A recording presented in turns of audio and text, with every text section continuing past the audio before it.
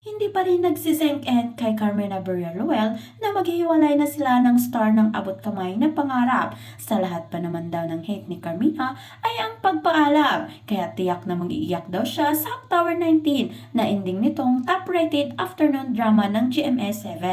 Pero bago pa man matapos itong seryeng ito, napabalita na ring mag-end na rin ngayong buwan ng October ang Sarap Diba niya kasama ang kambal niyang sina Mavi at Kasi, kaya wala silang programa sa GMA7 at wala pa kaming narinig kung may kasunod na ba silang gagawin.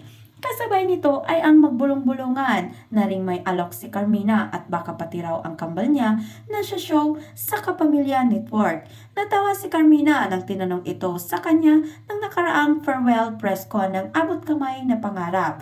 Ang bilis naman, iwan ko nga, ang bilis naman ng mga usap-usapan. Alam naman ako, di ba? Hanggat wala pa ako, ayaw ko namang mag-ano. Pero like I said, I just wanna take my time sa ngayon. Parang I just want one day at a time. Since ngayon, we're still taping. Dito muna ang concentration ko. And then, magpapahinga muna ako. I have to really let go of Lynette's character para makapag-move on ako sa iba. Then we'll see, we'll see, we'll see. I'm not closing my door. I've been in this business more than half of my life. Isa sa mga lesson na natutunan ko, never burn bridges. Maliit lang ang mundo natin. Mukha lang siyang malaki, pero maliit lang ang mundo natin. Dagdag pa niya. Pagkatapos ng abot kamay, magkasama pa sina Carmena at Alan Deson sa isang pelikulang kukunan sa Canada. Doon na rin mag-videocon ng naturang afternoon drama, sinagot ni Carmena ang mga opinyon ng ilang bashers laban sa kanya. Naisyuhan siyang pakialamera sa love life ng mga anak niya, lalo na si Mavi, at pinagbintangan pang mata pobre. Nagpapasalamat naman si Carmena sa mga anak niya, lalo na si Mavi na ipinagtanggol siya sa mga bashers nito. Pinaliwanag na rin niya itong mga binibintang sa kanya ng bashers. Ang point ko lang, ganito lang po yon. Kung masama akong tao, kung sinabi nila mata pobre ako, o pagkalamira ako, or ganito, dapat noon pa. Dapat noon pa na chismis na yan, na masama akong tao. Ganito, ganyan. But if you look back, yung mga chismis, wala kayong nakikitang ganon.